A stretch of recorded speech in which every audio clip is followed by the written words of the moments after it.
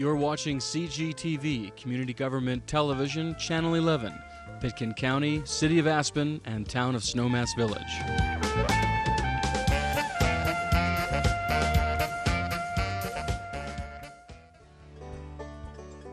The City of Aspen, established in 1881, has over 220 full-time employees, a number that swells to more than 425 with the addition of seasonal and temporary workers.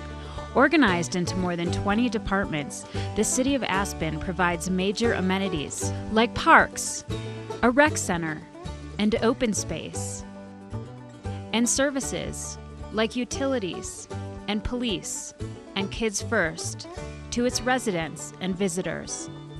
From the golf course to the Community Development Department, the Wheeler Opera House to the Parking Department, the City of Aspen and its employees strive to do the best job possible. A major goal of the city is keeping open communication between the government and the citizens. Welcome to City Matters, a show where the city does matter, and matters of the city are brought to you.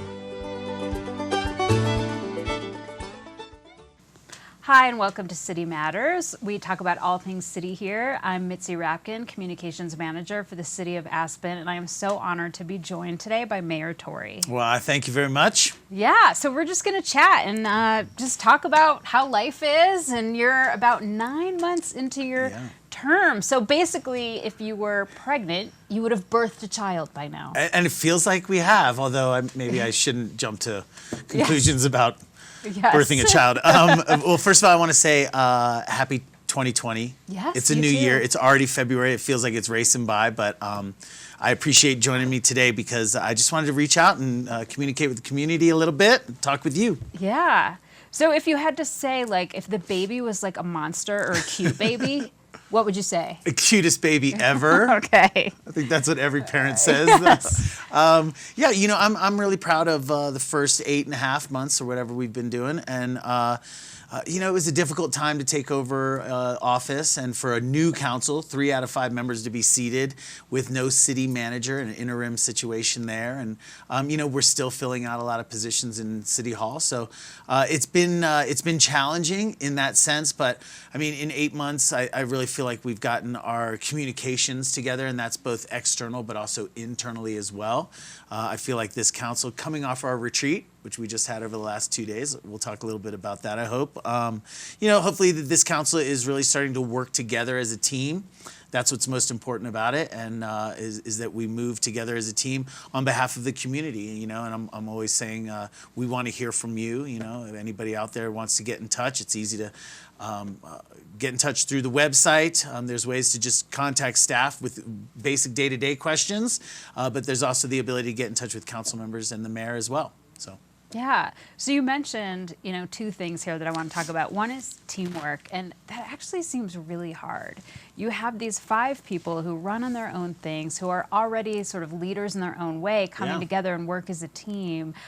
How have you found sort of ways to make that happen? Because I think that would be hard for anyone. It's definitely a difficult situation, because you're absolutely right. You know, the truth is that I think 4 out of the 5 of us have run against each other in some way, shape, or form, whether it's for mayor, for council, or what have you. So you're absolutely right. You have to put away the competitive nature of campaigning and work together as best you can. And so far, so good. We still have work to do on that front, obviously, as anybody does. Anytime you get 5 people together working as one, it's a challenge. But my job as the mayor is to really try to facilitate that transformation. And for me, mostly it's about communication. What I'm trying to do is be a team leader by coordinating our efforts, making sure that we're all, as I keep saying, rowing the boat in the same direction. I also am a firm believer in supporting my fellow council members. We have 5 dynamic, dedicated community members as our city council. And, you know, through that, it's best for me to empower them to be able to, 1, communicate with the community to find out what the community needs and wants are, and number 2, to be able to bring those back to council in a cooperative, collaborative environment. And And that happens most often through really dialogue and just getting folks together to have those conversations and making sure we're all feeling comfortable with each other. What was interesting coming out of the retreat yesterday is that was one of the themes that we really heard from several council members is we should do this more. Just have conversations where we're talking about our values, our goals, and not have such technical work session type meetings, but really a chance to connect and make sure that we're there to support each other.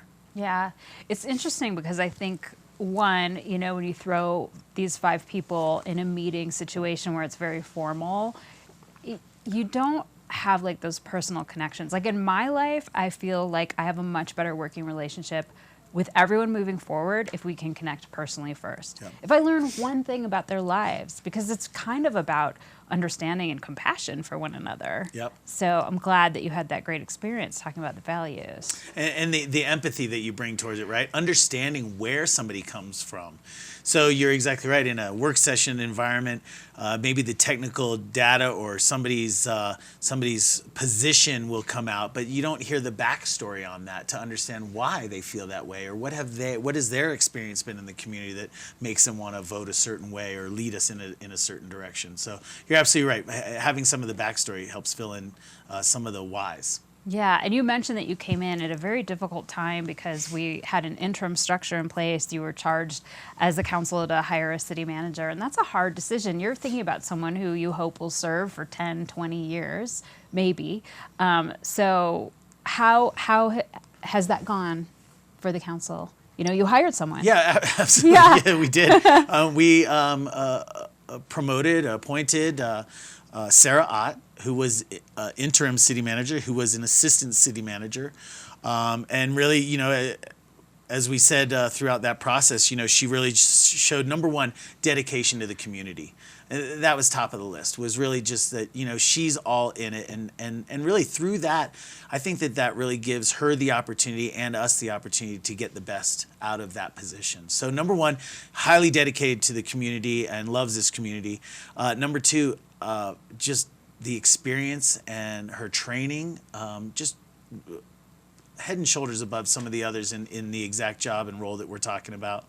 And then moving forward, just bring her get it done attitude and her organizational skills and what she's bringing to the organization right now are really great to see. So for me, I'm extremely excited that we have Sarah on board. Her official start date was September 1.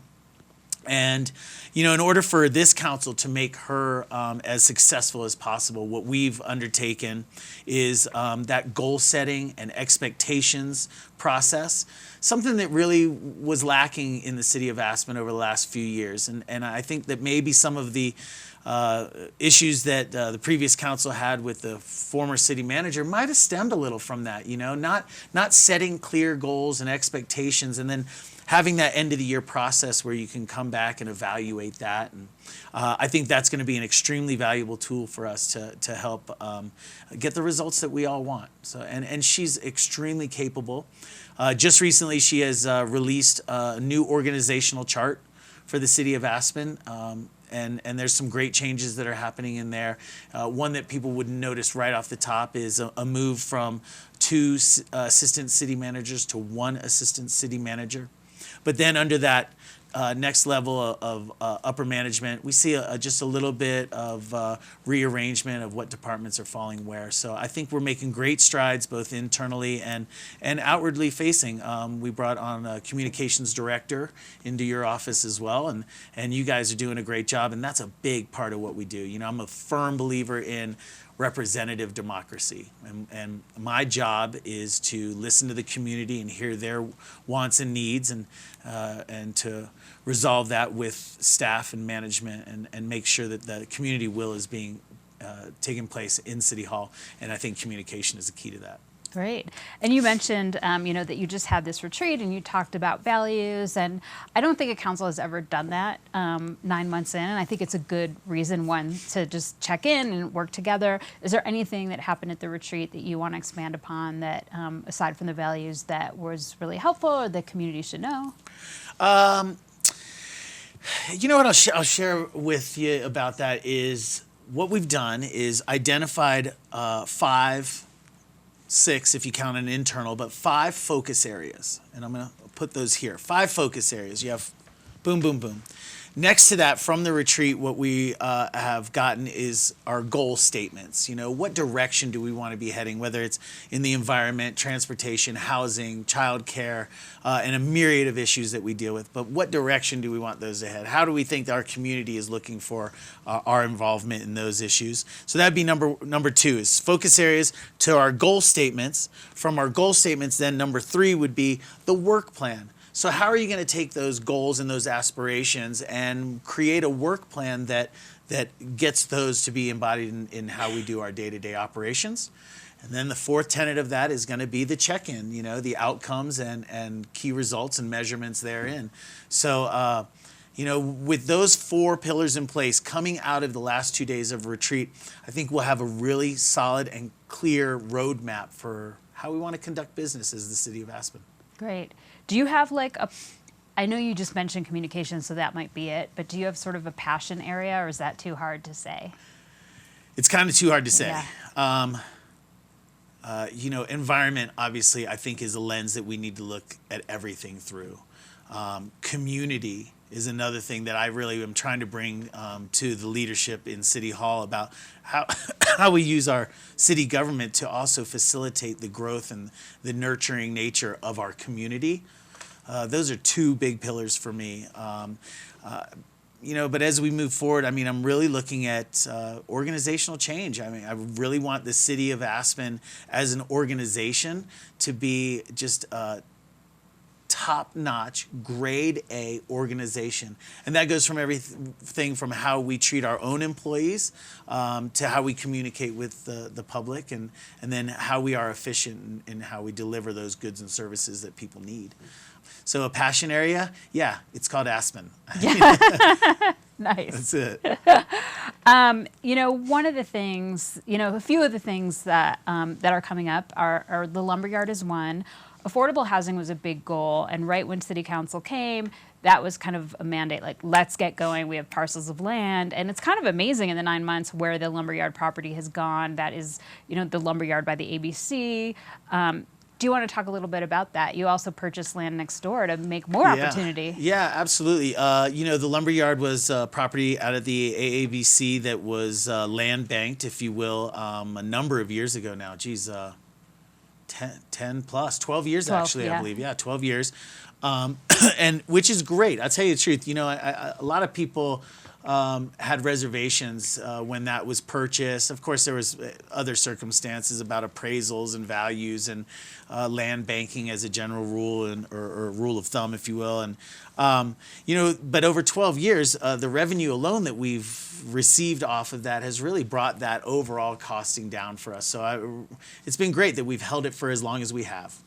But you're absolutely right. When this council got seated, we were saying, you know, we can wait for the future, but it seems like the future is now.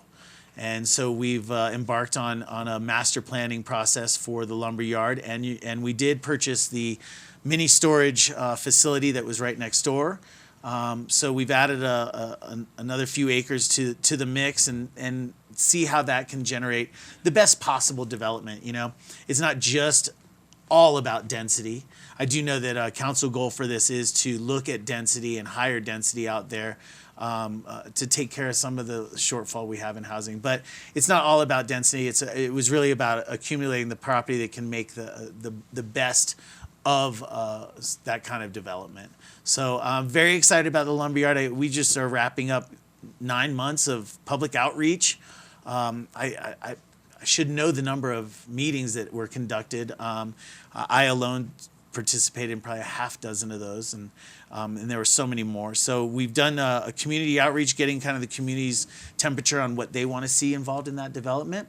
Now it's time for that to come back and have our internal discussions about what we see and what this council feels needs represented in that development. So the Lumberyard is a great opportunity.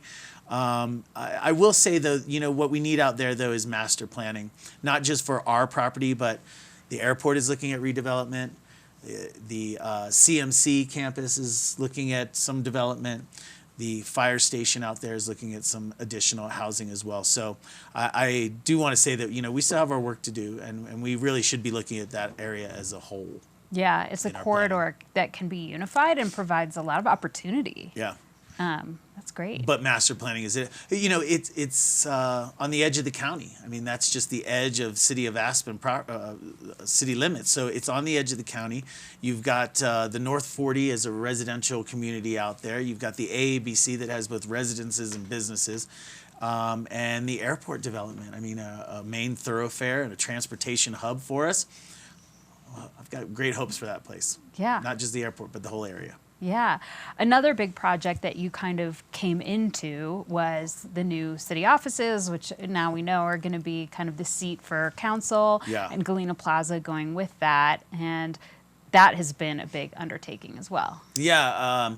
Again, public outreach. We went back to the public on Galena Plaza after some of the back and forth between the community and the city over the last several years, right? I mean, the city offices was in litigation for a few years. It was planning started on that probably 8 to 10 years ago. And even before that, as we look at that area for our civic center, if you will. So what's exciting now, actually Monday the 10th, we're going to have our check-in about the Galena Plaza design update. So we'll start seeing how that is looking at creating another kind of pocket park, but more than that, a connection and a thoroughfare from downtown to the river and John Danvers Sanctuary, Rio Grande Park in that area, as well as how it's going to integrate with city offices. So the process is still going on. We have a big team working on that, both internal staff as well as architects and consultants. Fingers crossed. That project has been somewhat worked under duress, over the last several years. So, again, I hope that this council has the opportunity to make that project the best that it can be. Yeah, and if people are interested, actually, we just uploaded yesterday the new final conceptual design onto Aspen Community Voice. So if you go to aspencommunityvoice.com, you can see that and also comment. So that's nice. And then another priority that came out kind of early on was childcare. Yeah. That is something that we've struggled with for a long time, yeah. Having the capacity. It's interesting when we talk about childcare, it's so complex, right? Yeah. So it's funny when you can say by comparison that housing is easy, childcare is a whole nother ballgame. But we recognize, I think everybody on council, as well as a lot of people in the community, recognize that childcare is a major issue. And it's not just in our valley, it's a major issue nationwide. And what do we mean by that? Well, what we mean is that, our workforce, our residents, who have to go to work to earn a paycheck to take care of their families.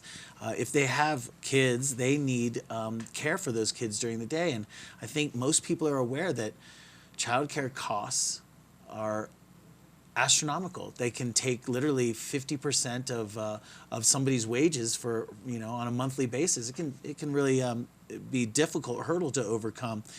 In our valley, you got to throw another thing on top of that, supply.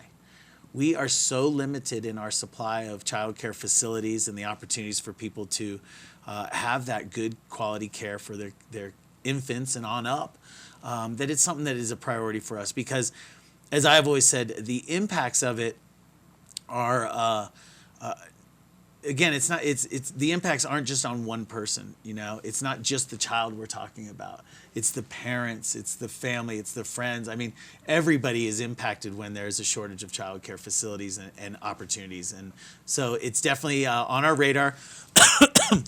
There's going to be some good news coming from that soon. Nothing I can talk about today, but we have been turning over every stone and looking for every opportunity. And that goes from some of the land that was set aside at Burlingame Ranch.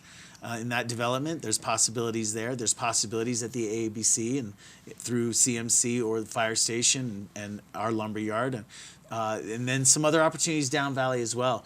This is an opportunity for us to really collaborate regionally, and I think this is something that affects us from Glenwood to Aspen and beyond. And it's something that we need to tackle together. So we're still looking at those opportunities, how we can actually get other entities involved. But childcare is top 3 as it came out of our retreat, top 3 priorities for the City Council. Yeah, I think it's interesting too because I hope the community understands that even if you don't have kids, like having a vibrant workforce, having people who work at SKICO or the city or wherever else, being able to go back to work and contribute to the community is really important, and that is predicated on this child care. Yeah, and that's what I was saying, is it's not just the child, it's not even just their family. The ripple effects are really greatly felt throughout our community, and it doesn't take you long. You talk to almost anybody in the community and they'll say the same thing. Yeah. So you said that was one of your top 3. Did we get to the other 2? Environment and housing. Okay. And you know what's interesting about that is, and as we were in finishing up our retreat, you know, council wanted to make sure that everybody was clear. Look, number one, the city of Aspen is responsible for basic services, and we intend to do those at an exemplary and high level of delivery. So number one, you know, you've got your street plowing, you've got your transportation and other things that the city relies on, infrastructure and building and land use codes, et cetera. So the city is, of course, prioritizing goods or the services that we deliver. We're prioritizing those, of course. But during the retreat, we just wanted to reemphasize that housing is something that we are still dedicated to. And what that means is in many different areas. It's not just building housing, but, for example, APSHA and the guideline changes that are going to be happening there, and making sure that APSHA is running as the best organization that it can be. It's also about some deed restrictions that are sunsetting, and the work that we need to do there. So when we talk about housing, it's not just about building it, it's also about the program in its entirety. And then again, environment. Like I said, environment is a lens that we want to look at everything through. You know, I'll take this opportunity to say climate change, I believe is real. I think I believe it's real. I believe that some of the things that man on Earth is doing contribute to global warming. I'll say it. But for me, it's also a local issue. You know, I really don't want Aspenites to get too daunted by the task of trying to think that we are alone going to change the climate of the Earth. No, it's more local than that. You know, when we talk about waste diversion, like composting and reduction of plastics and reducing people's consumerism of packaged goods, et cetera, that's a local issue. That has to deal with our waterways and our natural environment, as well as our landfill capacity and stuff. When we talk about energy efficiencies, that's a local issue. So, you know, the city is doing a lot of things internally, whether it's the Building IQ program that is looking to green up our energy consumption and our building footprint here in Aspen, or if it's our transportation initiatives, and even housing. Housing is an environmental issue. So, you know, that was number 3, of course, but that's a major lens that we should be looking at everything through. Yeah, and it's interesting talking about environment. You just, for the first time, really, City Council passed a policy agenda, which a lot of that will be focused on the environment or have that in mind. Well, a lot of that will be focused on the environment because so much policy these days is talking about environment. Yeah. But the policy agenda that we just passed by resolution also deals with statewide childcare, as a matter of fact. You know, it also gives us a little bit of direction. For those that don't understand maybe what we're talking about, it's really just the City Council's statement of our goals and how we want to be effective in a legislative nature, both state and nationally. Regionally, state, and nationally. So what we did is put together our main tenets of beliefs and focus those into a how-to guide, if you will, and where we should try to be effective on a state and national level. Yeah, and that document actually is on the City Council webpage. And what it does, basically, which this city has never had, like you said, it lays out your priorities. So you will maybe look at bills coming up in the State House or even something the county might do and say, look, we have stated that these are priorities, and here's a letter to you, state senator or a state representative. Here's our position on this. We support this or we don't. And a lot of these things that might be on Aspen's agenda are good for Colorado. Yeah, right. Yeah. Absolutely. We hope so. Yeah. Certainly hope so.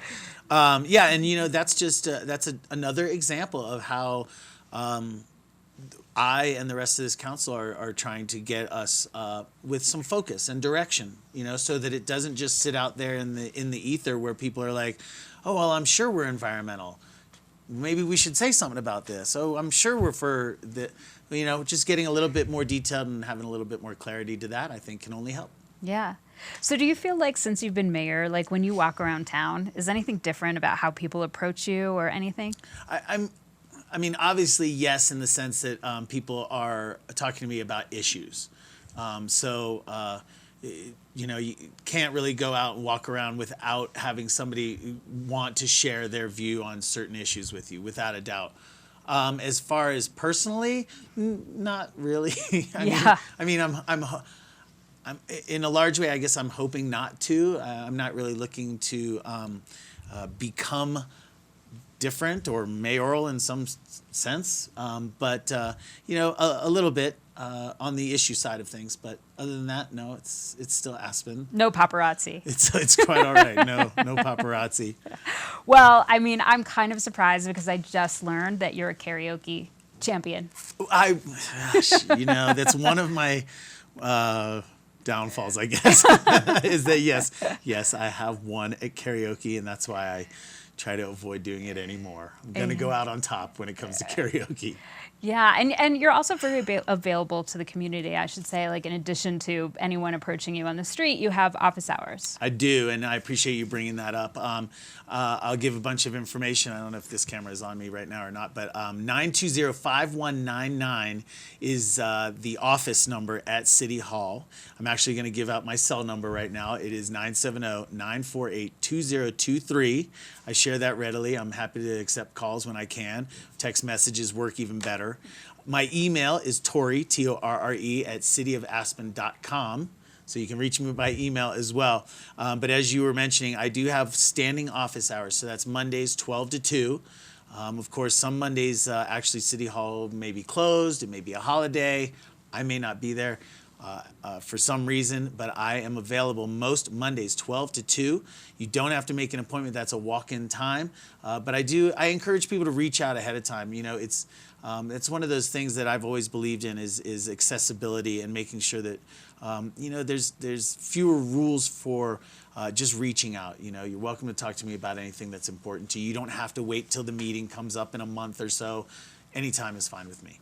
Great. Well, thank you so much. Let's catch up in another few months. Wait. We're not done, are we? We're done. No. I know. All right. Well, thank you so much for coming, and Mitzi, thank you for watching. You're watching CGTV, Community Government Television, Channel 11, Pitkin County, City of Aspen, and Town of Snowmass Village.